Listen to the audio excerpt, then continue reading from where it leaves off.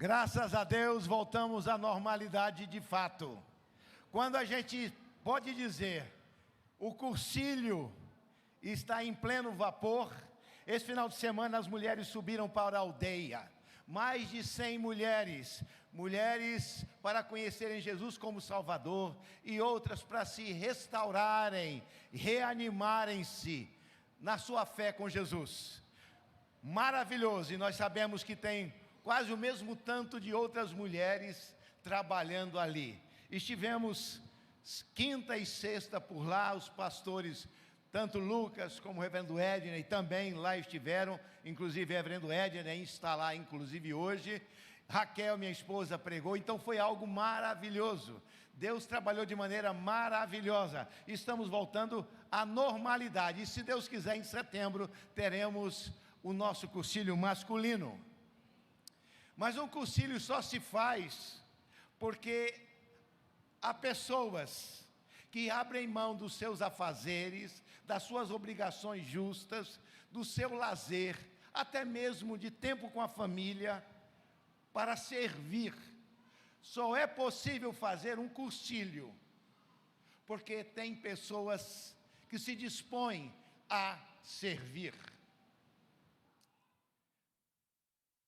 Quem não vive para servir, não serve para viver. Porque o próprio Filho do Homem não para ser servido, mas para servir e dar a sua vida em resgate por muitos. A nossa vida só tem significado quando ela tem significância para o próximo e para o Senhor.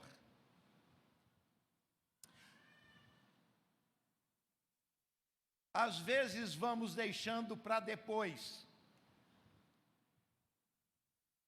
No lufa-lufa da vida, se a gente esperar o momento propício, o tempo adequado, quando for possível, nunca acharemos tempo para servir. O Senhor Deus sempre chamou quem estava ocupado. Amém? A questão, portanto, é prioridade. O que é que nós estamos priorizando? Jesus Cristo disse, Mateus 6,33, buscai, pois, em primeiro lugar o reino de Deus e a sua justiça, porque as demais coisas serão acrescentadas. Onde está o teu tesouro, aí está o teu coração. Quais são as suas prioridades? Quais são os seus valores? Nice e sua irmã Carol, nesta semana, perderam o seu pai que lutava contra um câncer. Mas Deus foi tão misericordioso que ele se reconciliou com o Senhor nesta última semana. Mas ele partiu para encontrar o Senhor. Se Deus te chamasse, você está preparado para encontrar-se com o Senhor? Os seus pecados estão cancelados por Cristo Jesus? Para morrer, basta estar vivo.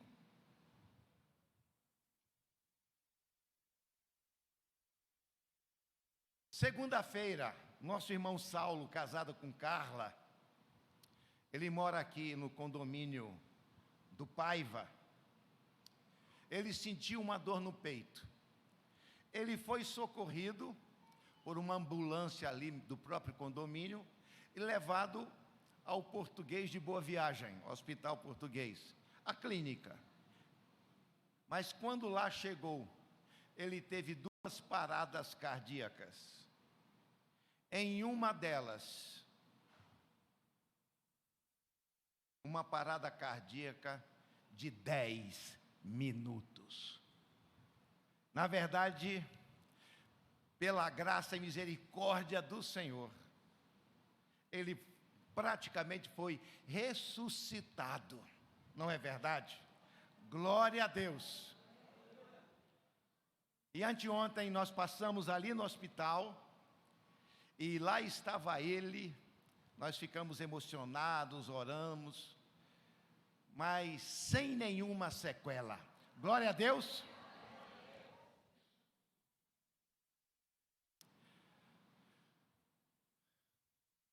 A qualquer momento,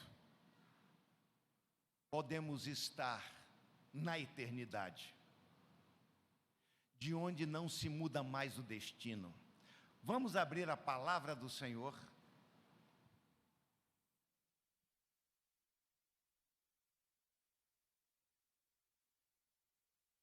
No Evangelho de Lucas, capítulo 4.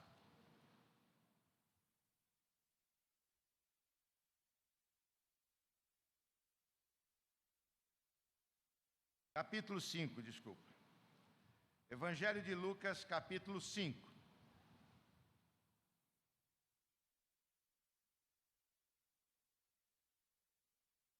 Versículos de 1 a 11. Evangelho de Lucas, capítulo 5, versículos de 1 a 11. Aconteceu que, ao apertá-lo grande multidão, para ouvir a palavra de Deus, estava Jesus junto ao lago de Genezaré. E viu 2 barcos junto à praia do lago, o mar da Galileia. Mas os pescadores, havendo desembarcado, lavavam as redes. Entrando em um dos barcos, que era o de Simão Pedro, pediu-lhe que o afastasse um pouco da praia.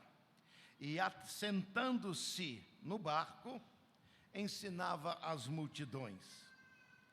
Quando acabou de falar, disse a Simão Pedro: faza-te ao largo e lançai as vossas redes para pescar. Respondeu-lhe Simão: mestre, havendo trabalhado toda a noite, nada apanhamos, mas sob a tua palavra lançarei as redes. Isto fazendo, apanharam grande quantidade de peixes e rompiam-se-lhes as redes. Então fizeram sinais aos companheiros do outro barco, para que fossem ajudá-los. E foram e encheram ambos os barcos, a ponto de quase irem a pique. Vendo isto, Simão Pedro prostrou-se aos pés de Jesus, dizendo: Senhor, retira-te de mim, porque sou pecador. Pois à vista da pesca que fizeram, a admiração se apoderou dele e de todos os seus companheiros, bem como de Tiago e João, filhos de Zebedeu, que eram seus sócios. Disse Jesus a Simão Pedro: não temas, doravante serás pescador de homens. E arrastando eles os barcos sobre a praia, deixando tudo, o seguiram. No final nós veremos uma outra pescaria, mais ou menos semelhante, registrado no final do Evangelho de João. Mas essa aqui é a chamada pesca maravilhosa. Início do ministério de Jesus, quando Jesus estava a formar o seu grupo de discípulos, os 12, denominado apóstolos.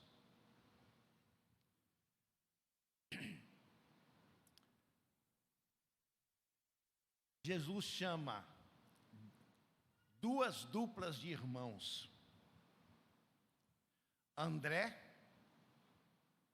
que levou Pedro a Jesus, no outro evangelho isso mostra. André foi o primeiro e levou Pedro, seu irmão, a Jesus. porque o pacto do Senhor é familiar. E a outra dupla de irmãos foram os filhos de Zebedeu, Tiago e João.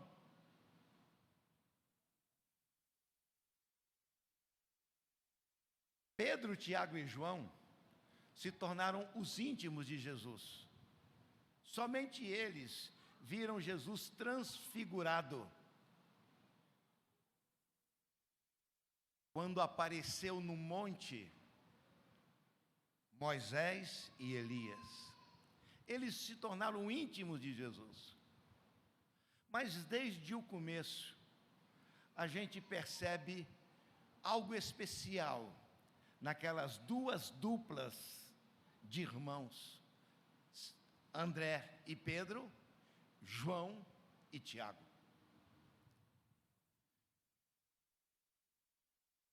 Jesus estava sendo acompanhado por uma grande multidão, e ele aproveitou a reverberação do lago,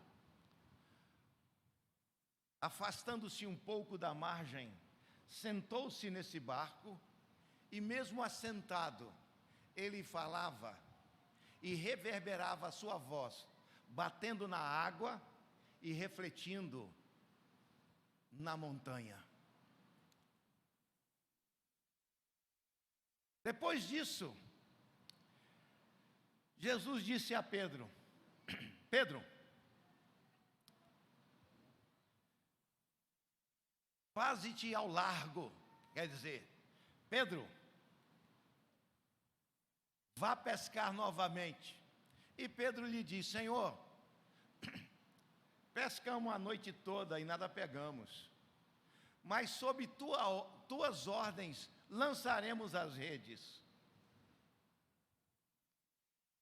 E aqui diz que a pesca foi tão extraordinária que encheu um barco, encheu o outro também, a ponto de quase irem a pique. Pedro percebeu na hora que aquilo era incomum. Pedro era um pescador experiente, assim como João, assim como Tiago. Eles eram sócios, tinham uma empresa de pescados. Eles sabiam que aquilo era incomum. Eles discerniram na hora que aquilo era um milagre. Eles já deveriam ter ouvido de Jesus naquela pregação, assentado em seu barco. Eles perceberam que aquele homem era um profeta de Deus. Quando voltaram com os 2 barcos cheios, eles adoraram. É impressionante a atitude quebrantada de Pedro, incondicional. Pedro se lançou por completo aos pés do Senhor Jesus.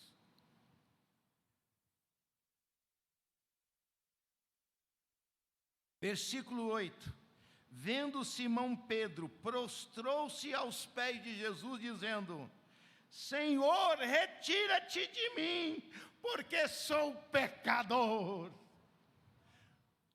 Quando nós nos aproximamos de maneira correta de Jesus, percebemos nele a sua santidade e a nossa pecaminosidade.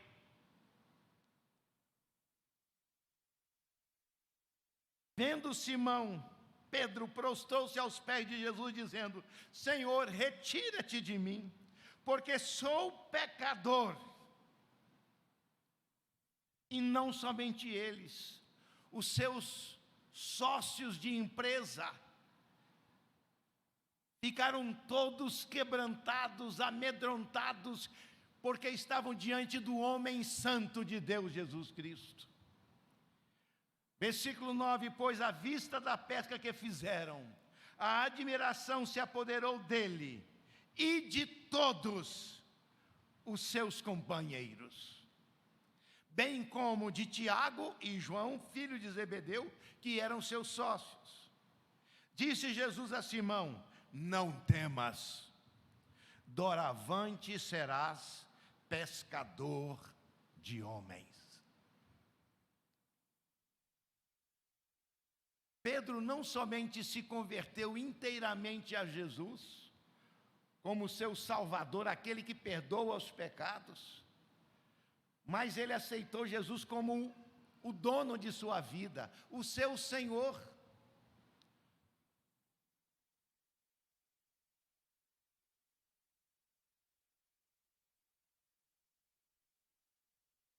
Como se diz, a queima-roupa, em cima da bucha, Jesus diz: largue tudo, a sua família, os seus negócios, porque da agora para frente você vai ser pescador de homens. Vocês já pararam para pensar nessa situação? Se Jesus chegasse agora para você e lhe fizesse essa proposta: largue tudo, eu preciso você servindo a mim nessa geração, o que você faria?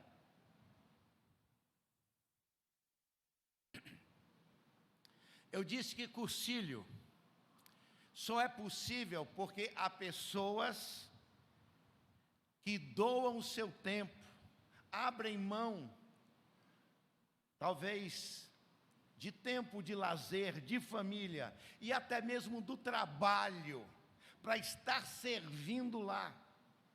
E o serviço lá, de 4 dias, é só o final. Esse povo já vem trabalhando há 2 meses atrás, semanalmente, fazendo vigília e jejum, para que o poder de Deus salve muitas pessoas lá. Eles são os pescadores de alma da nossa igreja, dessa geração. Não há êxito sem ônus, não há conquista sem batalha, sem luta. O que você está fazendo da sua vida? Você vive somente para si, para a sua família, para os seus propósitos, seus sonhos? O Senhor Jesus contou uma parábola de um homem que agia assim. Um pouquinho mais à frente, Lucas capítulo 12.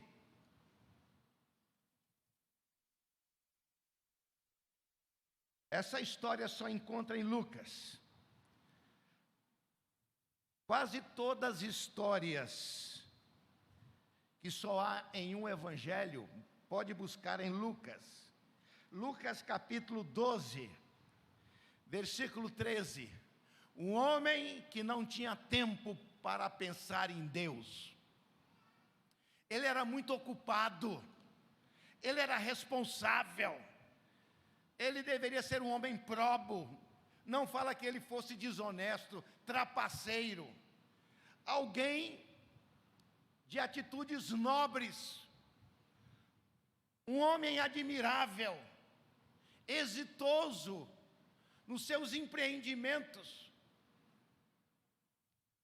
A única questão que se levanta é que não tinha espaço para Deus em sua vida.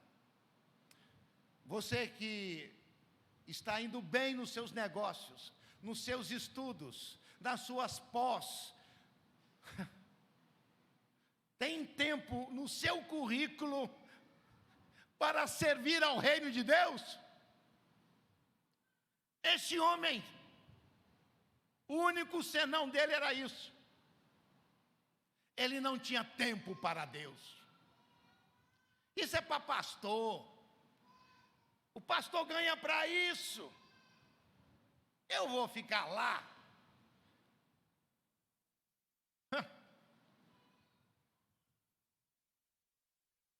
Lucas capítulo 12, versículo 13. Nesse ponto, um homem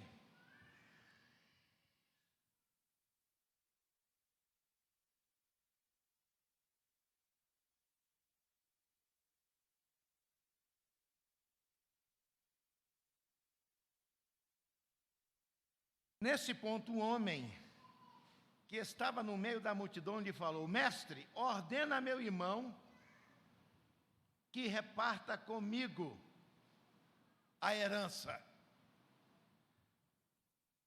Versículo 14, Lucas 12, 14. Mas Jesus lhe respondeu: Homem, quem me constituiu juiz ou partidor entre vós?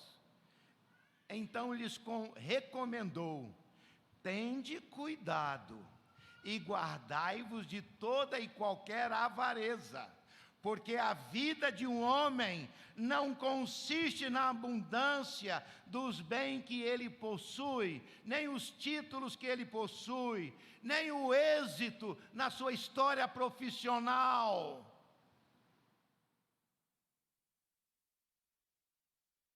Versículo 17. E arrazoava consigo mesmo, dizendo: que farei, pois não tenho onde... Versículo 16.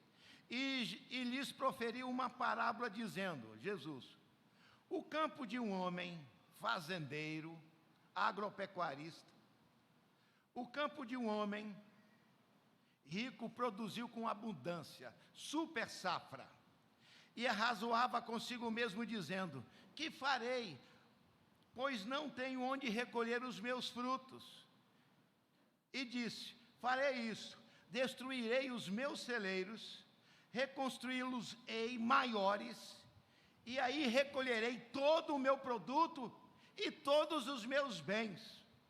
Então direi à minha alma: tens em depósito muitos bens, para muitos anos, descansa, come, bebe, aproveita, regala-te.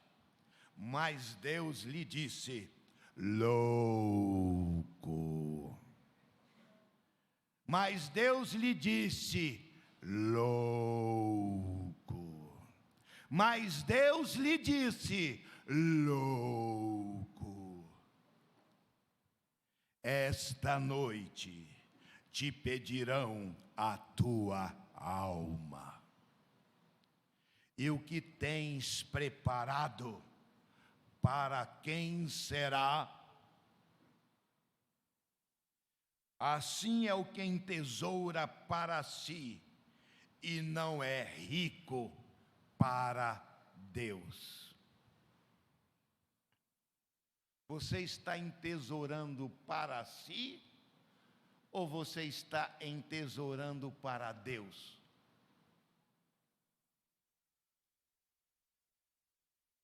Segundo aos Coríntios 4,17 diz que a nossa leve e momentânea tribulação produz para nós eterno peso de glória.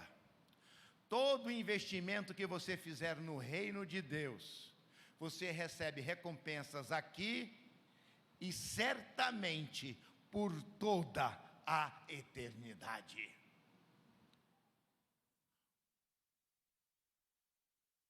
Onde está o teu tesouro? Sermão da Montanha, Mateus 6. Aí está o teu coração. Onde está o teu coração?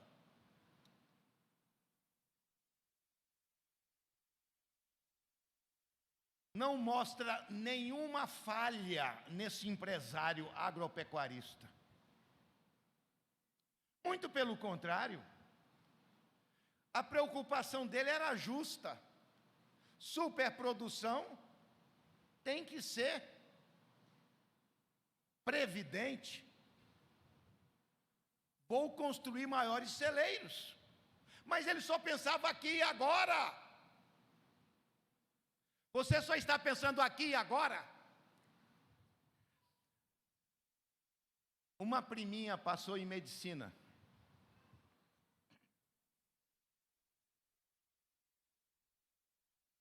E um parente muito querido, próximo, disse: ela passou em medicina, que maravilha, que bênção. mas disse que quer ser missionária depois na África. Entenderam a história? Que desperdício. Uma luta para passar em medicina. Depois vai virar missionária. Missionária para quem não conseguiu fazer nenhum curso bom, né? É gente que não deu certo na vida, vai virar pastor ou missionário. Não é assim que se pensa? Pois é, meu primo censurando a priminha, que passou em medicina. Mas ele falou com dor no coração. Mas ela disse que vai ser missionária depois na África. Você já pensou em investimento desse? Não é não? Não é fácil não. Quais são as suas prioridades? Onde está o teu tesouro, aí estará o teu coração. Ajuntai para vós outros tesouros no céu, onde a traça não corrói, onde ladrões não escarvam e roubam. Juntai para vós tesouros no céu. Onde está o teu coração, aí estará o teu tesouro. Você vive só para si? Ou você vive para o reino de Deus?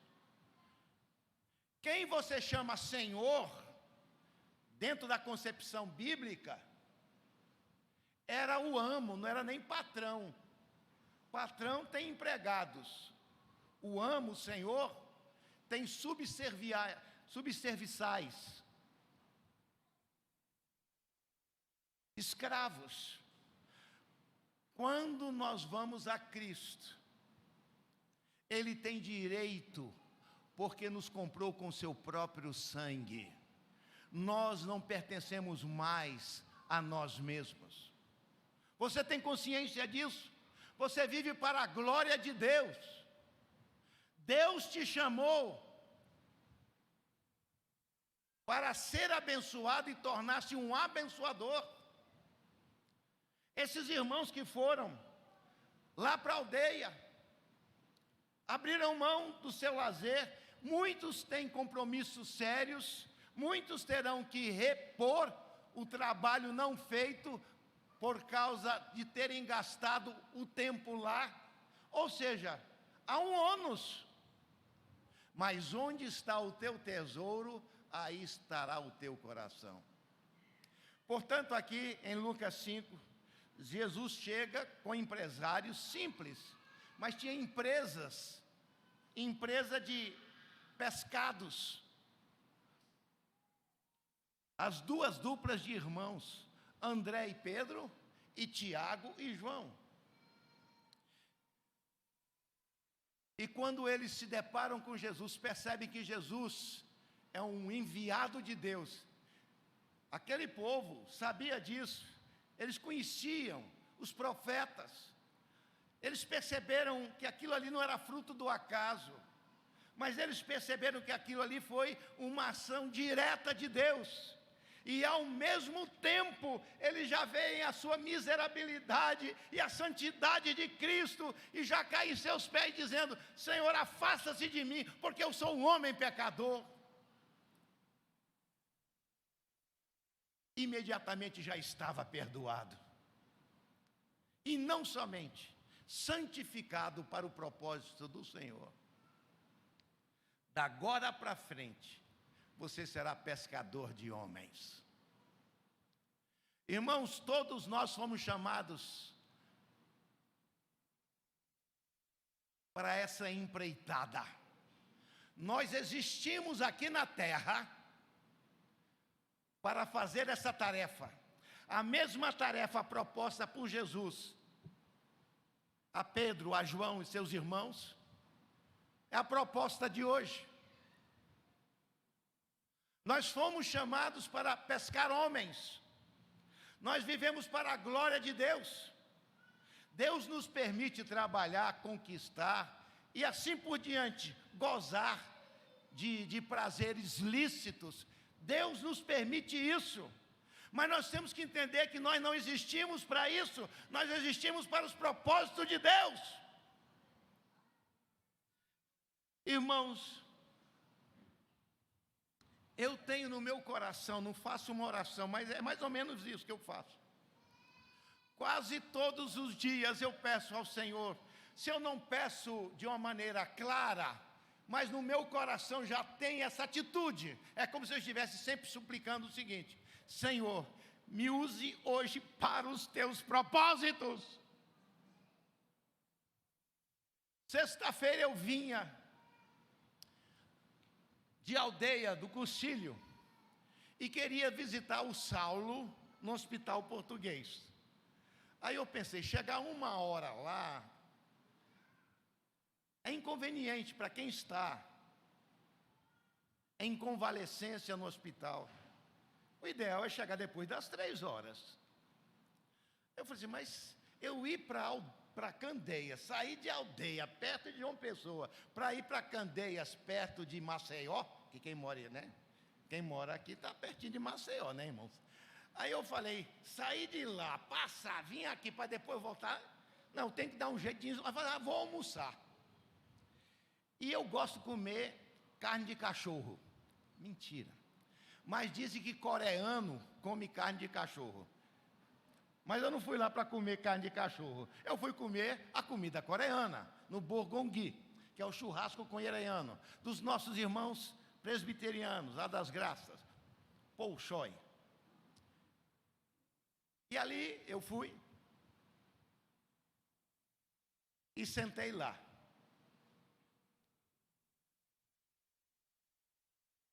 Tinha um sujeito que estava fugindo de nós de 5 a 8 anos. Sabe aquele negócio que você não quer encontrar? Você manda recado, a pessoa não responde, ou então dá uma escorregada, fugindo de você, te driblando. Era o caso, que não vem o caso, o porquê disso. Nós somos mais de 3 milhões na região metropolitana do Recife. Lá apareceu esse amigo que estava fugindo de mim mais do que o cão da cruz.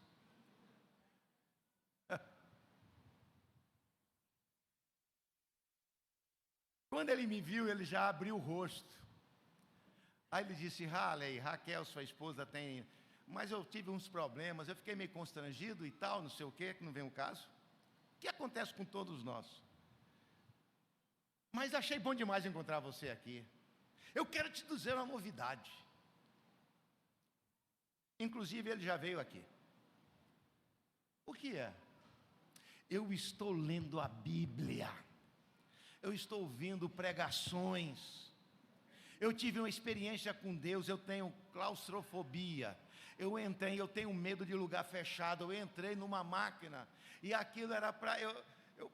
faltava desmaiar. Eu falei, Espírito Santo, ele falou assim, vem aqui agora e acalme meu coração. E fiquei falando.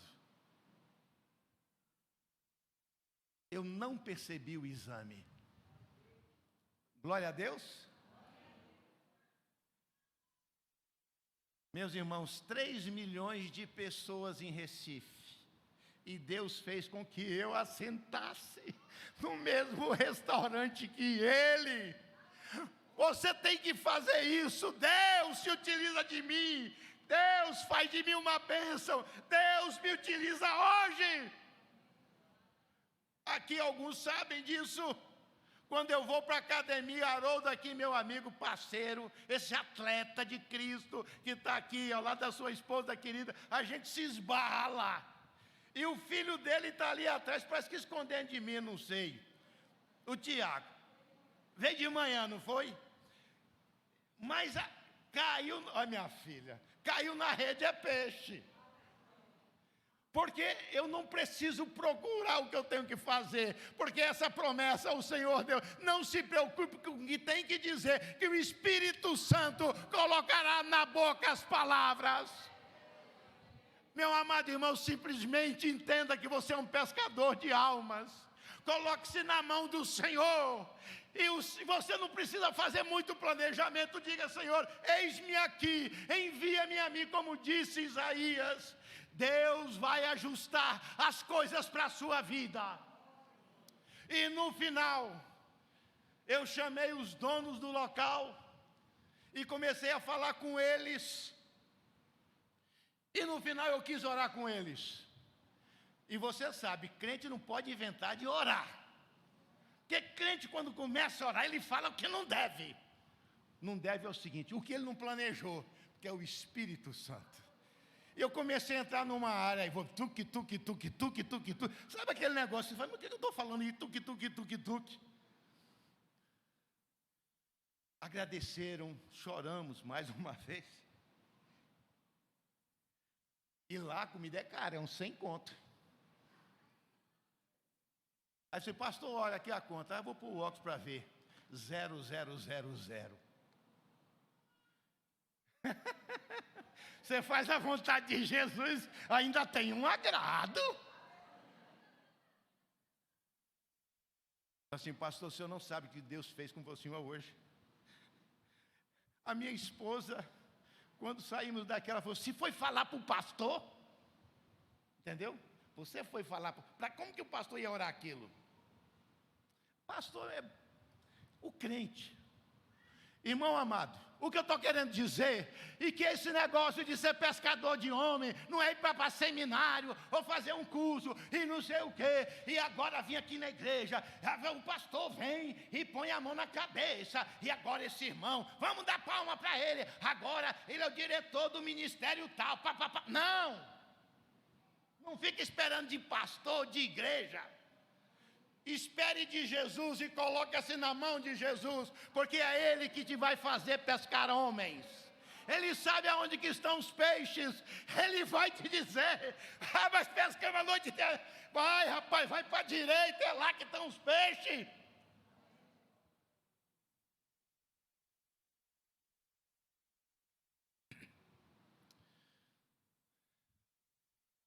Talvez o Pelé da sua geração no cricket, que é o esporte nacional, raiz da Inglaterra, que domina também a Índia e o Paquistão. Cricket. É como se fosse o Betis, que os meninos jogam aqui no Brasil. Mas isso, na Índia e Paquistão, é algo assim, de milhares de pessoas para ver os torneios. A audiência da televisão é impressionante. Este homem era filho de um grande empresário importador de chá no século passado, no início do século passado. Um craque. Imagina mesmo. Imagina. Riqueza inglesa, não é riqueza brasileira, não. A etiqueta inglesa não é etiqueta pernambucana, não. Esse homem era da nata sociedade da Inglaterra, e nesse caso do mundo, do Império Britânico. O pai converte. Ele morava num palácio. Esses palácios, como você vê palácio.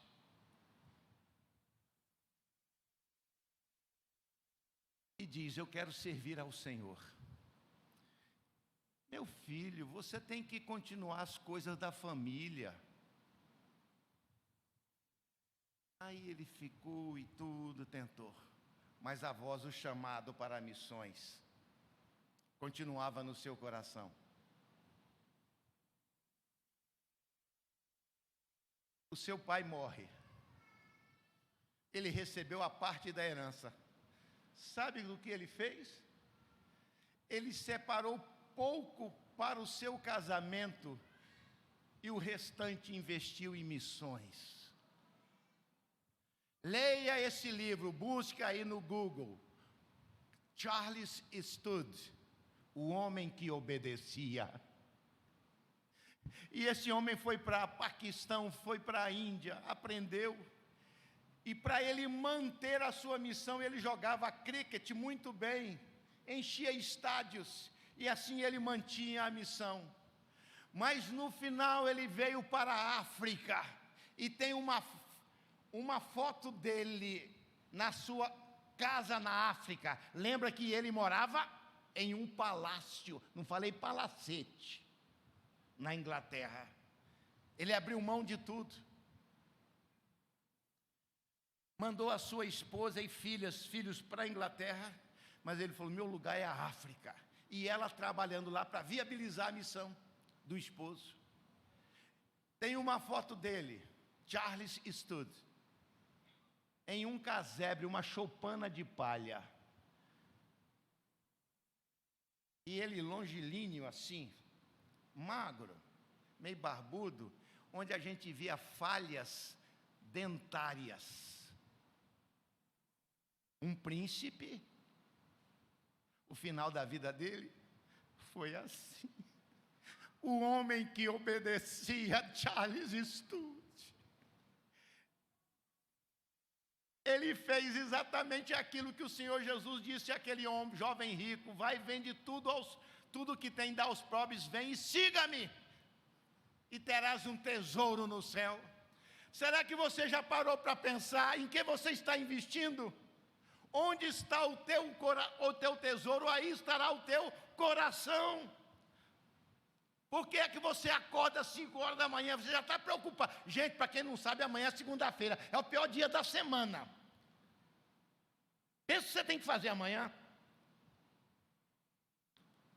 Pensa nas contas a pagar amanhã. É pior. O que eu estou querendo dizer, que essa realidade não vai mudar nunca. Nós sempre teremos as nossas carências, as nossas responsabilidades. Mas saiba do seguinte: quando nós servimos ao Senhor, quando buscamos o reino de Deus em primeiro lugar, as demais coisas nos serão acrescentadas. A palavra de hoje é a resposta de Pedro, Tiago, João e André. Se torne pescador de homens nesta geração. É momento de mudar. A gente já viveu muito para si próprio. É tempo agora. Eu quero investir. Deus me deu a possibilidade de tais e tais conquistas, que eu tinha isso no meu coração. Chegou agora o momento em que eu quero me doar mais ao Senhor. E diga: Senhor, o que eu vou fazer? Não se preocupe.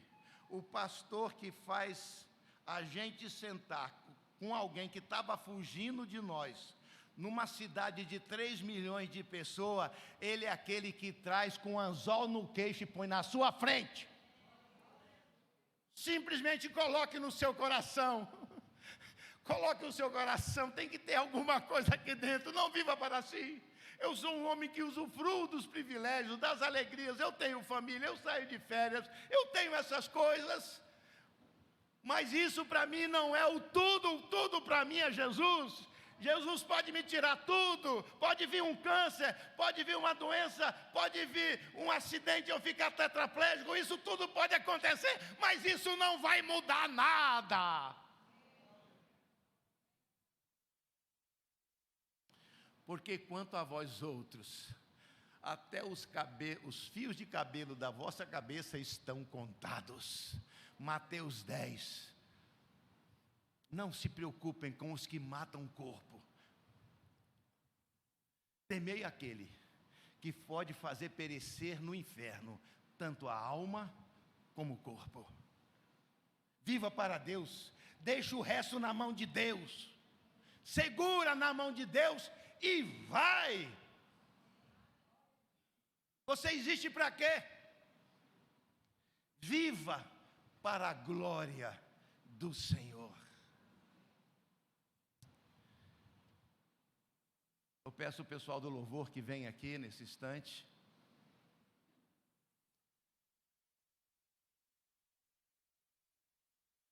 O Senhor está nos chamando a atenção. Não foi fácil, irmãos, vocês sabem, passarmos por esses 3 anos de pandemia. O início de ano aqui nessa igreja foi intenso. A gente tinha que sair da inércia.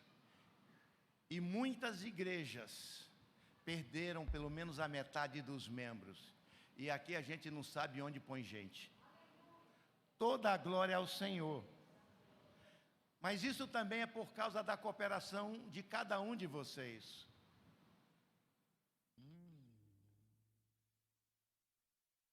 E cada um não serve à igreja ou a Halley, mas serve ao Senhor da Seara. Aquele que vem e nos dá o privilégio e diz: venham após mim, eu lhes farei pescadores de homens. O que dará o homem em troca de sua alma? Lembra daquele empresário de super safra? Ele só pensava aqui, agora ele tinha razão. Você tem que ter cuidado, tem uma super safra, tem que arrumar lugar para agasalhar. Você não pode desperdiçar. Mas ele só pensava nisso. Não há nada errado em produzir, ganhar dinheiro ganhar dinheiro, e dinheiro, quando você ganha, justamente você abre trabalho para os outros, você abre portas de emprego. Deus quer, Deus abençoa, Deus prospera, porque Deus não quer prosperar somente você, mas quer prosperar outros através de você. Mas a sua maior influência é espiritual. Estamos usando esse momento do cursilho para dizer: cursilho é uma pescaria de rede. Vocês não sabem, praticamente o mesmo tanto que tem lá de participantes pela primeira vez, conhecendo a Jesus, ou se reconsagrando ao Senhor, porque estavam frias espiritualmente, é a mesma quantidade de servidoras. Estão entendendo? Irmãos, que privilégio a servir. Mas o Senhor Jesus disse: nem um copo de água fria ficará sem recompensa. Irmão, quando você faz essas coisas, você se alegra aqui você já tem alegria. Mas por toda a eternidade, aquilo que você fizer, no tempo e no espaço, reverberará por toda a eternidade. Consagre-se ao Senhor, mude de comportamento, se vira, arrume tempo na sua agenda, corte algumas coisas. Coloquemos-nos em pé, louvemos ao Senhor.